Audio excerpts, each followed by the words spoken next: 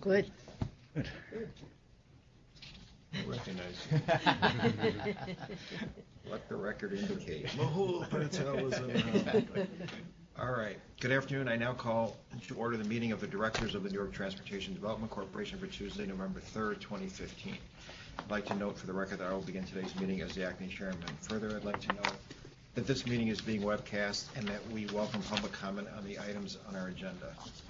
The directors have received the relevant written materials in advance of today's meeting and are free to ask questions at any time. Before we begin with the substantive portion of the meeting, I'd like to ask the directors whether anyone has any potential conflict of interest with respect to any of the items on the agenda. If so, please make an appropriate disclosure on the record at this time. We're going to be sure that you may recuse yourself from any discussion or vote with regard to such item or items. Hearing none, I'd like to note that Jonathan Byer will present all of the items on today's agenda. Thank you in advance. Jonathan, please begin by presenting our first order of business, which is the adoption of a corporate resolution approving, among other things, the certificate of incorporation, adoption of the corporation bylaws, its selection of the chairman, and the appointment of its officers. Thank you. Thank you.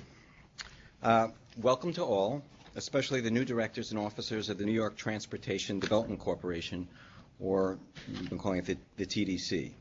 The purpose of today's meeting is to take various actions that will authorize a new local development corporation to begin exercising its responsibilities. The primary mission of this new corporation is to act as an authorized issuer under both state and federal law of tax-exempt bonds for transportation infrastructure and other purposes that will increase jobs and reduce the burdens of government. The multiple actions you are being requested to take today reflect the legal requirements imposed by state law to comply with the not-for-profit corporation law and other legal requirements required by federal tax law to issue tax-exempt bonds.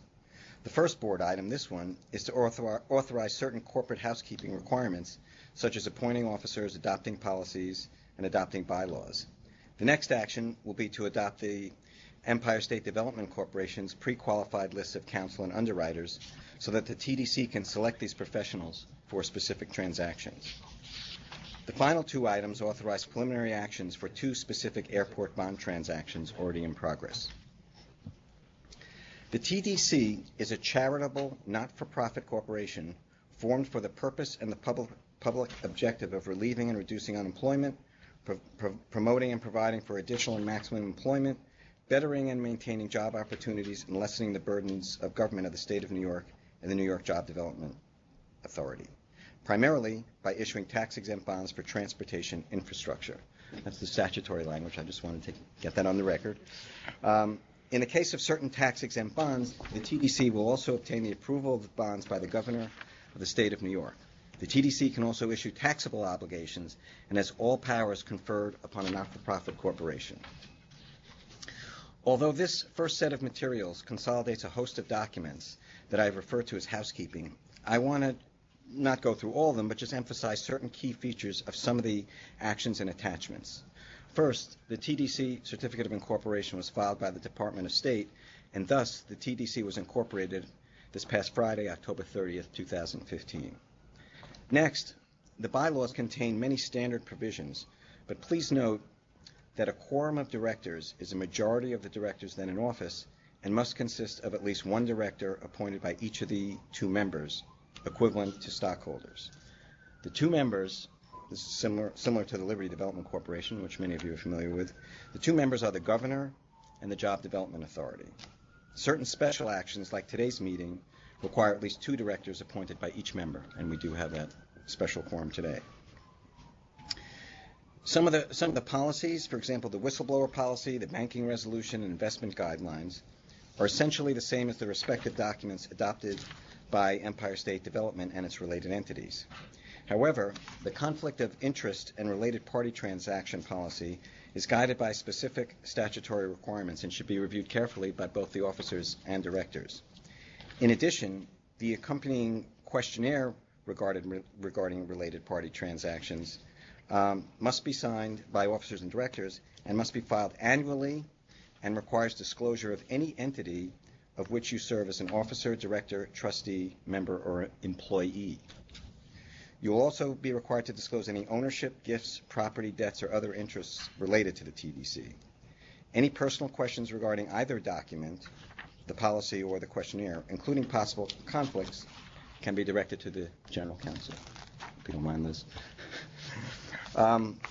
Finally, subject to the approval of the directors, I would like to name the new officers of the TDC being appointed today. Howard Zemsky, President and Chief Executive Officer. Elizabeth Fine, Executive Vice President, Legal and General Counsel. Maria Cassidy, Deputy General Counsel. Robert M. Godley, Treasurer. Debbie Royce, Secretary, and Rose Marie Mahays, Assistant Secretary. Finally, the board is electing Howard Zemsky at this meeting as its chairman, so you no longer have to be acting, you can actually be the chairman. I'll be sleeping better from Accordingly, this initial board of directors of the corporation is being requested to adopt a corporate resolution, including approval of the certificate of incorporation, adoption of bylaws, approval of an employee services agreement, which permits ESD employees to get paid and also use office space here at a fee.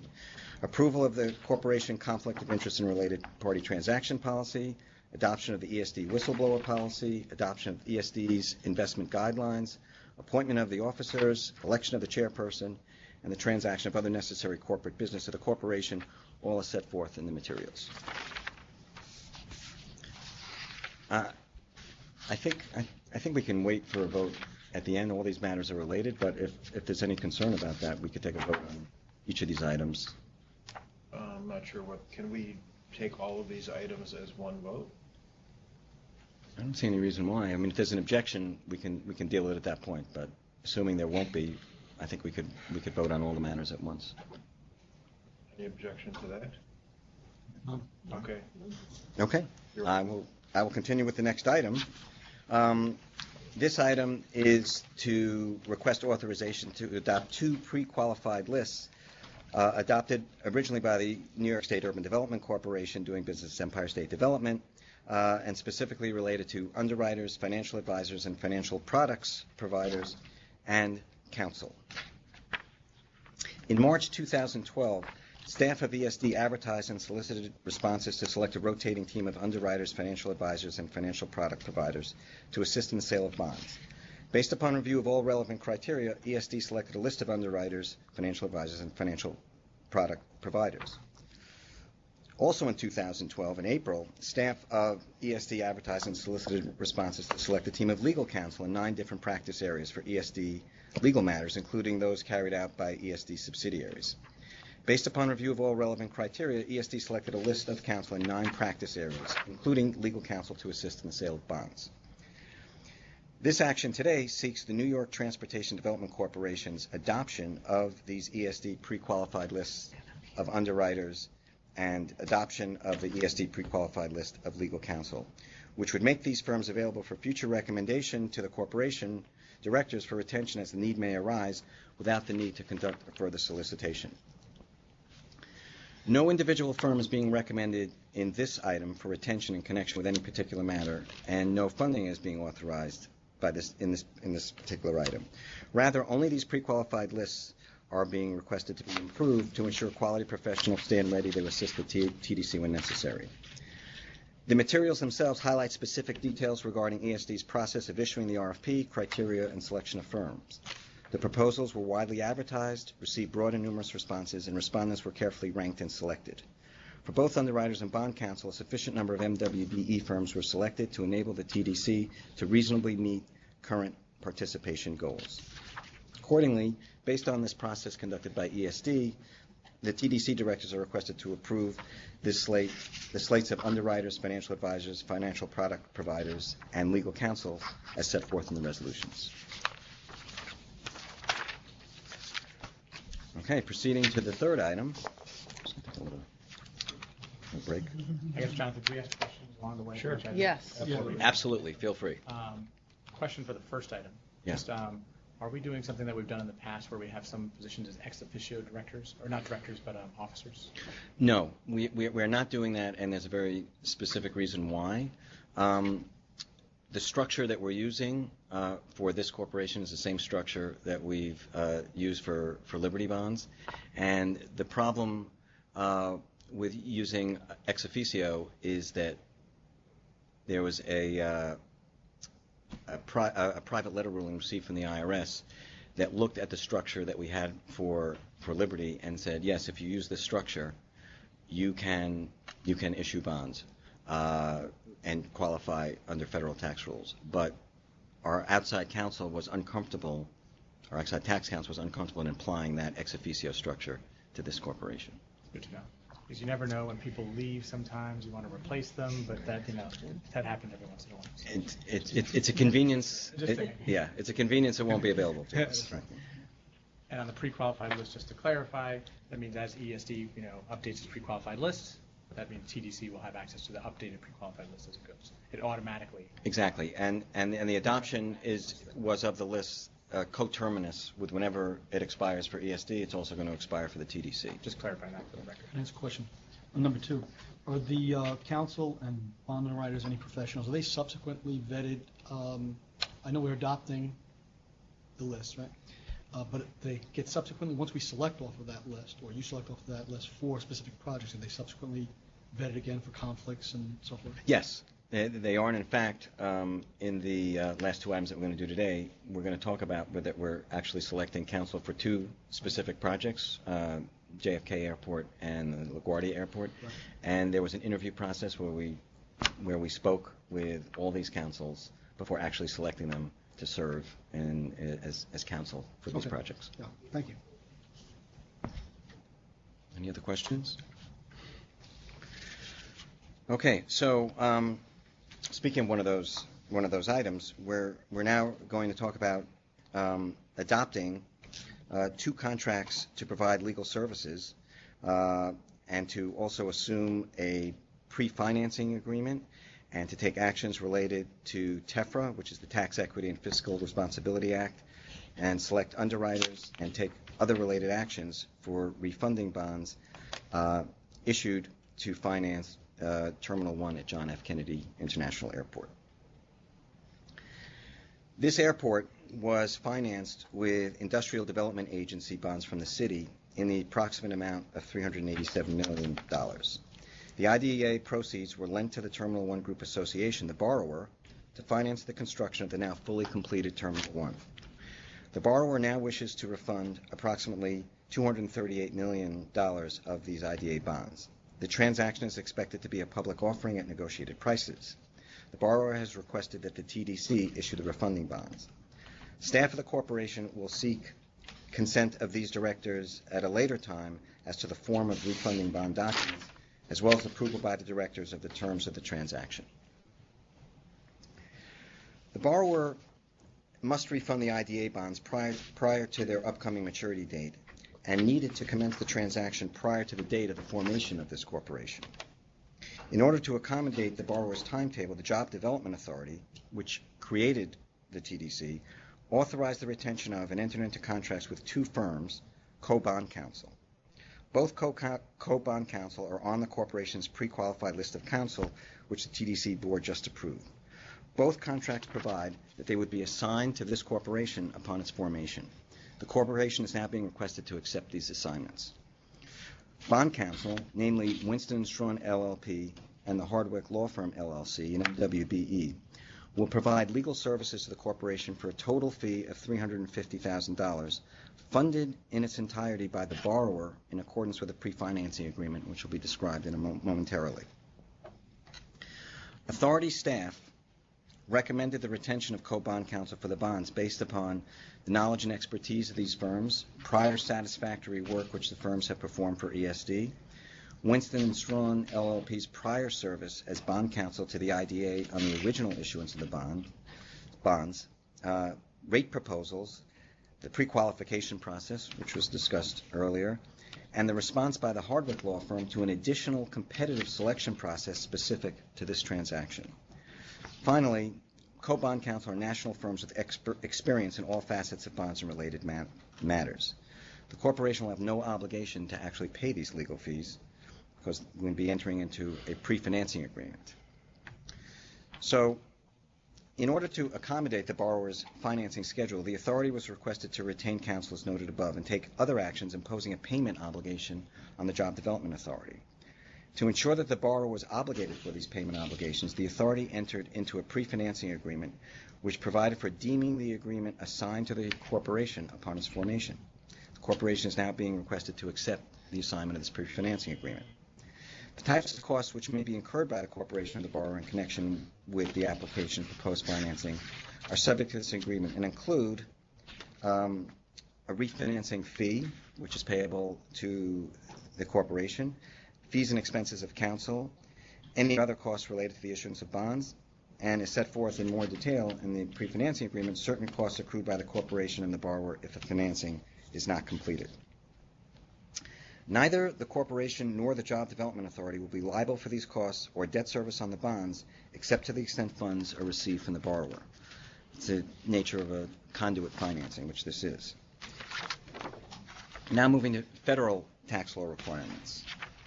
TEFRA, a federal tax law, requires a public hearing prior to the sale of certain private activity bonds and the refunding of such bonds when the maturities are extended or the issuer changes to an issuer with a geographically larger jurisdiction than the original issuer.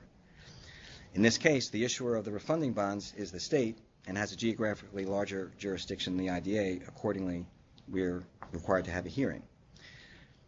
TEFRA also requires an approval from a chief elected executive officer, in this case the governor of the state, to approve the transaction. The governor's approval is intended to be obtained following the hearing. Accordingly, the directors are being requested to authorize the holding of a public hearing, the publication of prior notice of the hearing, and the subsequent request to the governor for approval of the refunding bonds. Underwriters. Citigroup Global Markets, Inc., Citi, has been selected as the senior managing underwriter. Citi is on the pre-qualified list of underwriters of the corporation, which was just adopted. The pre-qualified list was established by the ESD board in June 2012 after an extended and in-depth selection process and adopted by the corporation today. Citi was selected for its extensive experience in all aspects of municipal finance, its extensive experience as an underwriter in ESD issuances, and its responses and ratings in the pre-qualification process. In consultation with the borrower, the corporation will have the option to select other co-managers from the pre-qualified list.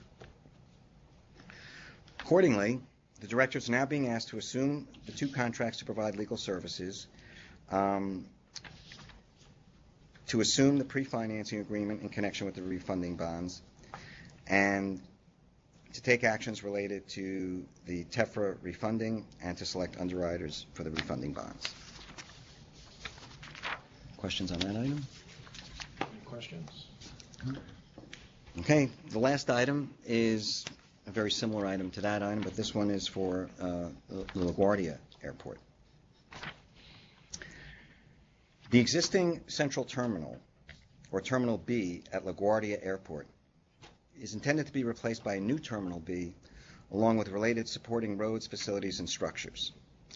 This project will be funded in part by approximately $2 billion of special facility revenue bonds that will be issued by the TDC and loaned to the borrower.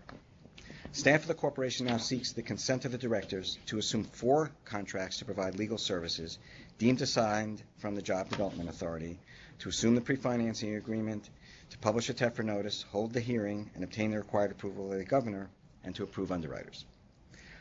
Staff of the corporation will seek the consent of the directors as to the form of bond documents, as well as approval by the directors of the terms of the transaction at a subsequent meeting. Retention of counsel. I apologize if this sounds a little repetitive, but the deals are quite parallel, and it's unusual to parallel at the same time. The Port Authority of New York and New Jersey, the Port Authority, and the borrower are operating under a schedule established pursuant to a request for proposal process used by the Port Authority to select the borrower to undertake the project. The Port Authority leases the land for the airports from the city, and then leases it out for airport use. In order to accommodate the timetable established by the Port Authority and the borrower, the Job Development Authority authorized the retention of and entered into contracts with 2 firms to serve as a bond counsel and 2 firms to serve as disclosure counsel. As previously noted today, the corporation adopted the ESD panel of pre-qualified counsel. In connection with this project, the authority interviewed 4 nationally recognized firms with airport experience, including firms on the pre-qualified list. In the case of all 4 firms, authority staff had extensive prior experience with key members of the firms and used the interview process to gauge the level of each firm's expertise in airport finance and public-private partnerships. From this group of 4 firms, Squire Patton Boggs was selected as co-bond counsel based on its unusually strong experience in airport financing and public-private partnerships, and Denton's was chosen as co-disclosure counsel for its broad experience in disclosure issues in bond transactions and extensive experience with JDA-formed local development corporations. Again, to ensure relevant competencies, authority staff also separately interviewed 4 MWBE firms, all of whom are on the pre-qualified list, to assess their qualifications, interests, and experience. In the case of all 4 of these firms, staff had prior experience with key members of the firms and used the interview process to gauge each firm's expertise. From this group of 4 firms, D. Seaton and Associates was selected as co-bond counsel based on its strong experience in airport financing and public-private financing and its ongoing co-counsel arrangement with Squire. The law offices of Joseph C. Reed was selected as co-disclosure counsel based on its broad experience in disclosure issues in bond transactions. The recommendations for all of the firms chosen were also based on their prior satisfactory work, which the firms or attorneys at the firms have performed for ESD, rate proposals, the selected firms being national firms with experience in all facets of public finance and related matters. All these counsel contracts will be funded in their entirety by the borrower in accordance with a pre-financing agreement. To ensure the marketability of the bonds, co-bond counsel will be required to render an opinion regarding the tax-exempt status of the bonds under the federal tax laws and opining that the bonds constitute legal and binding obligations to the corporation. Co-bond counsel's expertise is also necessary to ensure compliance with applicable securities laws. In addition, because the bonds will use a complicated financing structure and represent a new type of credit for the authority and for the corporation, staff believes that the engagement of its own co-disclosure counsel is necessary to ensure that the corporation fulfills its disclosure obligations under federal securities law. Now I'm going to switch to the pre-financing agreement. In order to accommodate the financing schedule established by the Port Authority and the borrower, the authority was requested to retain counsel as noted above and take other actions for which the authority is required to incur expenses. To ensure that the borrower was obligated for these payment obligations, the authority entered into the pre-financing agreement, which provides for deeming that pre-financing agreement assigned to the corporation upon its formation. The agreement is also expected to include an imprest account to secure, in part, the payment obligation of the borrower. The corporation is now being requested to accept the assignment. This is a conduit financing with no ESD, authority, or corporation funds at risk. The borrower agrees in the pre-financing agreement to pay allowable costs, which include but are not limited to the financing fee to the corporation, the fees of co-bond counsel and co-disclosure counsel, expenses of counsel retained by the corporation to defend any litigation, and to pay for amounts expended if the transaction is not completed. Again, neither the corporation nor the Job Development Authority will be liable for these costs or debt service on the bonds, except to the extent funds are received from the borrower. Second to last, we have federal tax law requirements again, TEFRA. TEFRA requires the public hearing be held prior to the sale of certain private activity bonds, and the applicable notice to the public must be provided at least 14 days prior to the hearing date. TEFRA also requires an approval from a senior governmental executive, in this case the governor, which is expected to be obtained immediately following the hearing.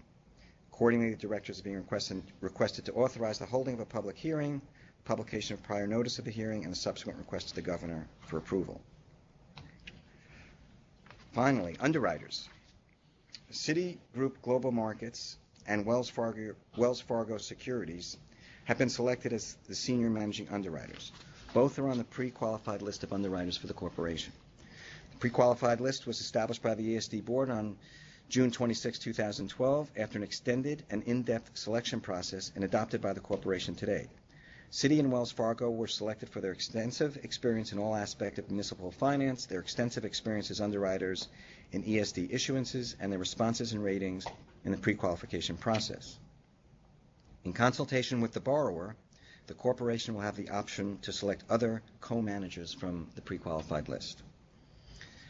Accordingly, the directors are now asked to assume 4 contracts to provide legal services deemed assigned from the authority to the corporation, to assume the pre-financing agreement, to take actions related to TEFRA, and to select underwriters for the bonds and take related actions for the bonds.